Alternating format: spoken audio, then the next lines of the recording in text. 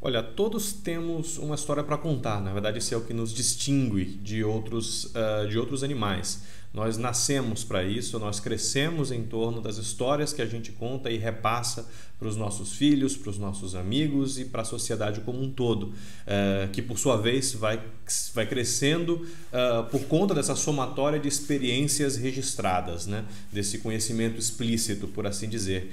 Então, ser publicado é tão somente uma forma da gente tangibilizar isso, da gente deixar a nossa marca, de certa maneira, na história da humanidade.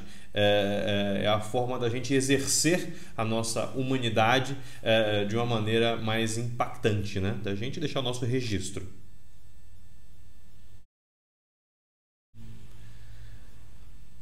O mercado editorial, como qualquer mercado, ele é feito de produtos que precisam ser vendidos para um público consumidor. E esses produtos eles têm N características específicas e é claro que por serem produtos novos em muitos casos, e aí nesse caso estou falando de livro mesmo, de autores novos, eles carregam uma certa dose de risco. E se o público não gostar dessa obra, se o público não gostar desse tema, como é que isso vai ser tratado? E o prejuízo todo nos investimentos feitos para isso.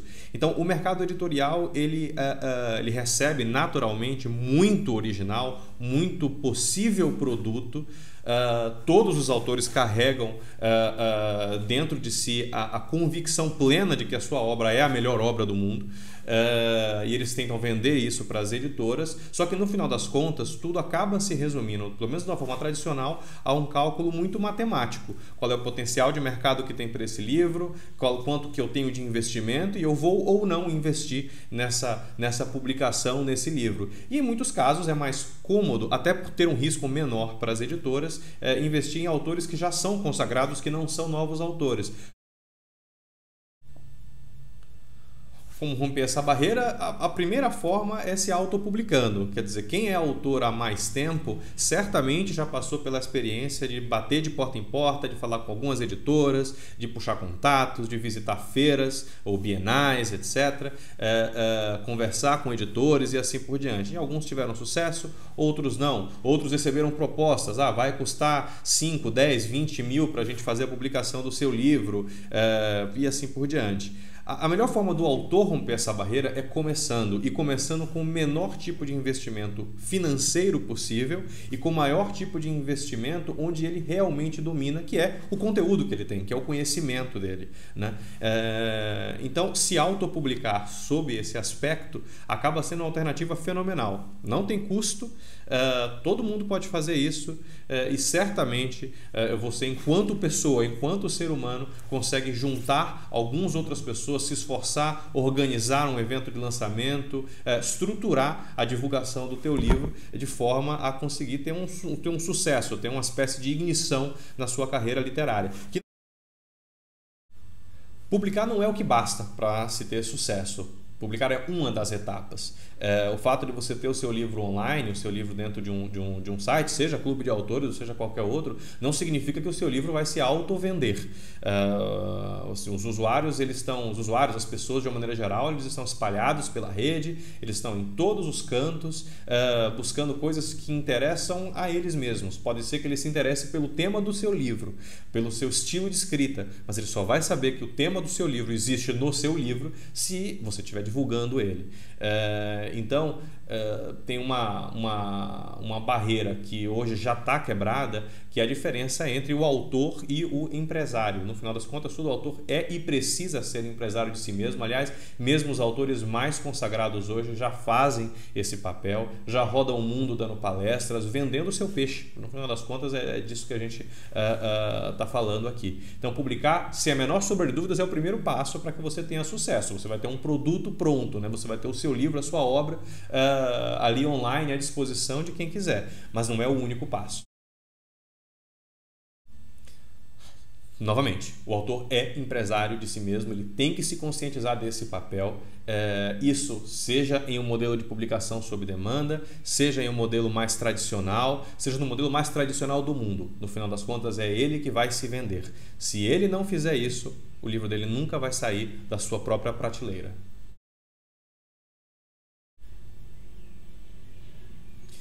Bom, O apoio mais fundamental que o clube de autores presta para os seus autores, claro, é a própria publicação, que está ali, é feita de uma maneira absolutamente gratuita. Agora, há que se separar também uma linha entre distribuição física e distribuição digital. Como a gente está falando de publicação sob demanda e, portanto, o livro ele só é impresso a partir do momento que ele vende, é muito difícil você ter uma publicação, uma distribuição física. É claro, porque para ele estar fisicamente nas livrarias, ele precisa estar impresso, né? Bom, por outro lado, os usuários hoje, eles buscam, a principal fonte de informação para eles é, de fato, a internet. E para estar na internet a gente não precisa imprimir absolutamente nada. Então aqui no clube a gente já tem toda uma programação feita no sentido de fortalecer a presença de todos os livros nos buscadores, então no Google, no Yahoo, no Bing, em todos os buscadores existentes, e algumas parcerias que a gente tem costurado ao longo do tempo para fortalecer a visibilidade dos livros. Então a gente recentemente fechou uma parceria com o grupo Buscapé. Então todos os livros que estão no clube de autores automaticamente vão também para o Buscapé, como se fossem links patrocinados, por assim dizer, só que sem absolutamente nenhum custo para o autor. E aí, na verdade, a gente não está nem falando só do Buscapé, mas de toda a rede de sites que compõem o grupo Buscapé, que são mais alguns também, apesar de ser o mais, naturalmente, o mais relevante. Bom, isso a gente está falando sobre o aspecto de distribuição. Qual é o resultado final disso? Quando alguém buscar ou pelo tema, ou pelo nome do autor, ou pelo nome do livro, qualquer coisa semelhante, em um desses buscadores que a gente está comentando, certamente o livro vai ter algum tipo de destaque. Além disso, a gente tem sempre cursos que estão lá disponíveis na Universidade de Autor, auxiliando, dando passo a passo para que o autor tenha uma base um pouco maior em marketing. Tem mais cursos que certamente a gente quer lançar, mais eventos como a própria Bienal Digital, que a gente certamente que tem um buzz em cima disso, né? A gente vai fazer esse tipo de coisa sempre. E aí novas funcionalidades do próprio site do Clube de Autores que estão sendo planejadas e que estão sendo executadas. Integração com outras mídias sociais, mais facilidade para que o autor consiga se divulgar e assim por diante. Então, o nosso primeiro papel na construção do clube, há, enfim, menos de um ano atrás, foi viabilizar a publicação. Agora, é claro que o nosso papel passa a ser dar para o autor a maior quantidade possível de ferramentas para que ele consiga essa segunda etapa, que não é só se publicar, mas é também se vender. Por natureza, nós não acreditamos em crivo editorial, né? Em alguém que vai dizer este livro é bom, este livro não é bom. E eu vou explicar por quê. Bom, eu pessoalmente eu tenho os meus gostos. Tem linhas literárias que eu gosto, tem linhas literárias que eu não gosto, tem as que eu adoro e tem as que eu odeio. As que eu odeio, em muitos casos, são os maiores best-sellers que existem no Brasil e no mundo. Porque gosto é uma coisa absolutamente pessoal. Então, o que não é bom para mim pode ser bom para uma outra pessoa ou para um outro grupo de pessoas. O que é muito bom para um grupo de pessoas pode não ser bom para mim. Sob esse aspecto, e num mercado tão heterodoxo quanto a gente vive, num mundo tão plural que é o mundo de hoje, principalmente com toda a revolução da informação que tem, que no final das contas possibilitou até o surgimento do Clube de Autores.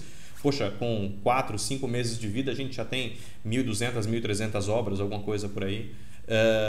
Num mundo como esse é muito difícil a gente confiar de uma maneira tão cega no gosto de um editor, né? Ou de um conjunto, de um punhado de editores. Então, o melhor crivo que a gente acredita é o próprio mercado, é o próprio leitor. Então, se o leitor adquirir o livro, não gostar desse livro, não tem a menor dúvida de que ele vai postar isso no blog dele, no Twitter dele, em alguma comunidade que ele participa, seja no Orkut, seja no Facebook, em qualquer que seja o lugar, mas ele vai falar, ou mesmo num bar, ele vai numa conversa informal com algum amigo. Por outro lado, se esse mesmo leitor gostar, certamente ele vai lá, ele vai votar no livro, ele vai fazer comentários positivos e no final das contas é essa somatória de comentários que acaba fazendo com que o livro vá ganhando relevância e vá ganhando mais número. Poxa, quando você entra na página de um livro, em qualquer que seja a livraria online, e está lá um pouco indeciso, e aí de repente você vê que tem lá 30, 40 comentários super elogiosos a ele,